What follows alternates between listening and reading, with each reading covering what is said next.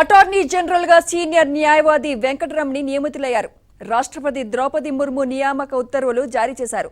ఇదే అంశంపై మరింత సమాచారం మా ఢిల్లీ బ్యూరో చీఫ్ కృష్ణ అందిస్తారు. కృష్ణ, సుమిత్ర, భారత తదుపరి అటార్నీ జనరల్ గా సీనియర్ న్యాయవాది ఆర్ వెంకటరమణి నియమితులయ్యారు.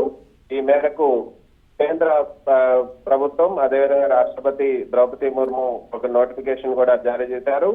లా అండ్ జస్టిస్ మంత్రిత్వ శాఖ కూడా కొద్దిసేపటి క్రితమే ట్విట్టర్ లో ఈ నోటిఫికేషన్ ఇస్తూ ఈ నియామకాన్ని ధృవీకరించారు.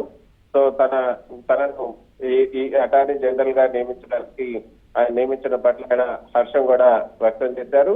నిజానికి వెంకటరమణి సుప్రీంకోర్టులో సీనియర్ న్యాయవాది, 42 సంవత్సరాలుగా ఆయన ఇక్కడ ప్రాక్టీస్ చేస్తున్నారు. జూలై 1977లో తమిళనాడు బార్ కౌన్సిల్ లో ఆయన మెంబర్షిప్ పొందారు. తర్వాత 1979లో ఆయన సుప్రీంకోర్టుకి వచ్చి ఇక్కడ సీనియర్ న్యాయవాది అయినటువంటి తెలుగువాడు నెల్లూరుకు చెందినటువంటి పిపి రావు దగ్గర ఆయన అసిస్టెంట్ గా జాయిన్ అయ్యారు. 1982లో సుప్రీంకోర్టులో ఆయన ఇండిపెండెంట్ గా ప్రాక్టీస్ ప్రారంభించారు. 1997లో భారత సుప్రీంకోర్టులో ఆయన సీనియర్ న్యాయవాదిగా సుప్రీంకోర్టు నియమించింది.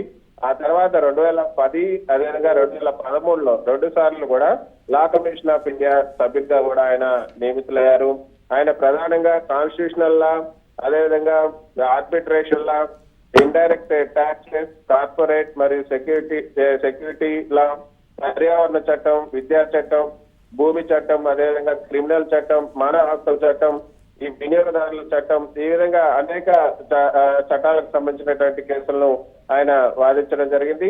వెంకటరమణి అంతేకాకుండా ఆయన అనేక రాష్ట్ర ప్రభుత్వాలు, వివిధ రాష్ట్ర ప్రభుత్వాలు, విశ్వవిద్యాలయాలు, కేంద్ర ప్రభుత్వం, రాష్ట్ర ప్రభుత్వం రంగ సంస్థల తరఫున కూడా సుప్రీంకోర్టులో, హైకోర్టులో కూడా హాజరై ఆయన వాదించడం జరిగింది. అయితే సుమిత్ర, ఇటీవల ఆంధ్రప్రదేశ్ కి సంబంధించినటువంటి కేసులు, అదేవిధంగా జగన్ కేసులలో కూడా ఈయన వాదించినటువంటి పరిస్థితి. బెంగళూరులో national law school of India యూనివర్సిటీలో తన అనుబంధాన్ని ప్రారంభించి 1988 నుంచి కూడా అకాడమిక్ కార్యక్రమాల్లో ఆయన చురుగ్గా పాల్గొంటున్నటువంటి పరిస్థితి.